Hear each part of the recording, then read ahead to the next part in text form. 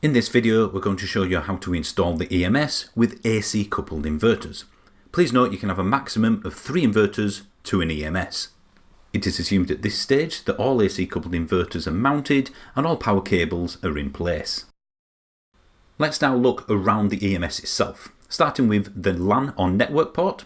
This is connection block 1, this is connection block 2, this is the LED status light of the EMS. These are the dip switches to enable LAN or Wi-Fi connectivity.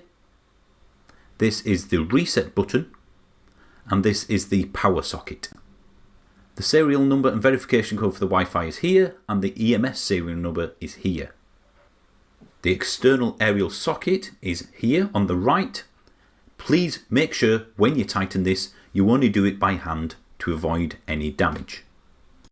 Please only use Give Energy approved meters such as EM115, OB115 and GEM120.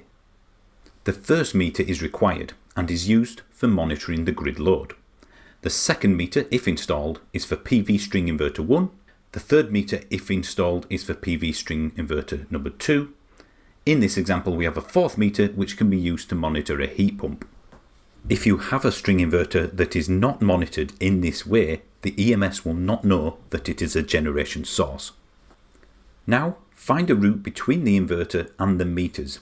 If this cable run is above 30 meters or goes through an electrically noisy environment, we would recommend using a Belden 485 cable. For anything below this, Cat6 is recommended. Now remove the sheath of the cable using appropriate tools. Being careful not to bend the wire too much, as this can damage the cable. Do not use a twisted pair per entry, as it can cause interference to the signal. This is a common cause of communication issues. Insert cables into the meter and do not over tighten. Perform a tug test to make sure cable is secure. Now wire up any additional meters, again remembering to use a single core per entry. It does not matter which colour you use for polarity.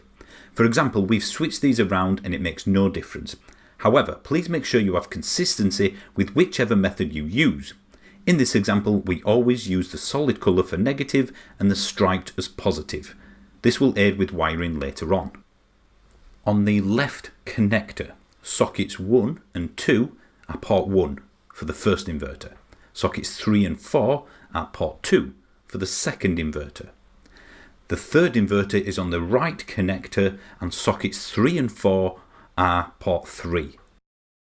In this image you can again see inverter 1, 2 and 3. Please remember their respective ports, and please also observe polarity. Positive is on the left, negative is on the right. So under the previous colour scheme we've decided upon, the solid colour will be on the right socket and the striped colour will be on the left positive socket. Although not necessary, you can remove the socket from the EMS to make wiring a little bit easier. Simply just pull it off once you've unscrewed and then we'll reconnect it at the end. Again, to make wiring easier, you can do the same for each AC coupled inverter. Remember, in our example we have 2 AC coupled inverters and 2 meters, so only ports 1 and 2 are used. You will have 2 negative cables going into each negative socket and 2 positive cables going into each positive socket. One will come from the meter, from positive, one will come from the inverter, also positive. So you have 2 cables going into each port, one from the meter, one from the inverter. If you have a third inverter, then of course you will need the second connector to wire this up appropriately. Once you've got all the connectors wired up, now reattach them to the EMS, making sure they're nice and tight and performing a tug test after you've finished. Connect the positive and negative cable to the connector for each inverter and reattach to the inverter, making sure again they're screwed in tight and performing a tug test afterwards. Now you can begin to power the system itself. Make sure the plate is on the consumer unit that houses the metering, if not already done. And you can now turn the batteries themselves on. using the button on the right hand side.